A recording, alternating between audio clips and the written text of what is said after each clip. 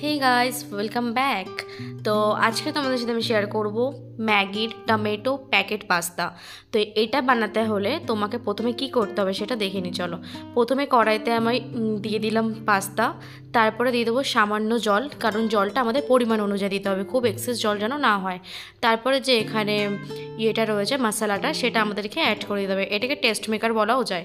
তো test মেকারটা add করার পরে এটাকে ভালোভাবে নাড়িয়ে নিতে হবে যাতে কোনো লাম্পস না থাকে এর মধ্যে। এবার গ্যাসটা কিন্তু এই টাইমে গ্যাসের ফ্লেমটা মিডিয়াম রাখবে, হাই যেন না হয়, তাহলে কিন্তু ওটা একটা বাবল মানে দলা দলা টাইপের হয়ে যাবে। তো দেখো এটা অলমোস্ট ফুটে গেছে, কিন্তু এটা কিন্তু এখনও হয়নি, জাস্ট ওটা ফুটে যাবে। তোমাদেরকে এই টাইমে একটা ধ্যান রাখতে হবে, সাইডে যে মশলাগুলো লেগে যাচ্ছে না, ওগুলো ইনস্ট্যান্ট কিন্তু শুকিয়ে যাচ্ছে। তো ওটাকে তোমাদেরকে ভালো করে করে নাড়িয়ে নিতে হবে। তো দেখো অলমোস্ট এটা হয়ে গেছে কতটা। এই টাইমে তোমরা যদি মনে করো কিছু অ্যাড করবে তো অ্যাড করতে পারো, নাহলে এই টাইমে আর একটু শুকনো হয়ে গেলে তারপরে তোমরা ওটাকে আরামসে নামিয়ে নিতে পারবে।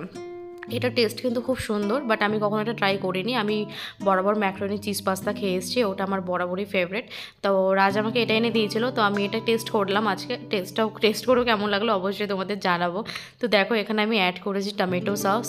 তো তারপর আমি এখানে অ্যাড করব চিজ কিউব। আমার ভালো লাগে চিজ খেতে, তো তোমাদের যদি মনে হয় তোমরা অ্যাড করবে, যদি না মনে হয় তাহলে এটাকে তোমরা স্কিপও করতে পারো, কোনো অসুবিধা নেই। তোমরা সেই ইয়েতেই শুকনো হয়ে গেলেই সেইখানে নামিয়ে দিতে পারো, না হলে যদি যা অ্যাড করতে চাও ভেজিটেবল বা মিক্স হার্বস, তো তোমরা অ্যাড করতে পারো। তো এটাকে ভালো করে এখন আমি এটাকে মেল্ট করিয়ে নেবো চিজটাকে। তো তারপরে এটাকে মেল্ট করিয়ে নেওয়ার পরে এটা তোমাদের স্ট্রাকচারটা তুমি কেমন খাবে সেটার উপর ডিপেন্ড করছে। তো এটা যখন এরকম শুকনো শুকনো একটু লাগবে তখন তুমি নামিয়ে নেবে, মানে এটা হয়ে গেছে।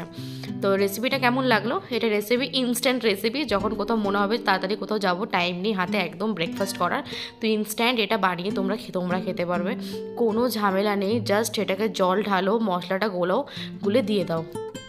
এখানে আমি একটু স্টাইল মেরে বসে পড়েছি টেস্ট করতে, ঠিক করে খেতেও পারলাম না, মুখ থেকে পড়ে গেল। তো ভিডিওটা কেমন লাগলো অবশ্যই আমাকে কমেন্ট করে জানাবে, ভালো লাগলে লাইক কমেন্ট সাবস্ক্রাইব করতে একদম বলবেন না। টাটা।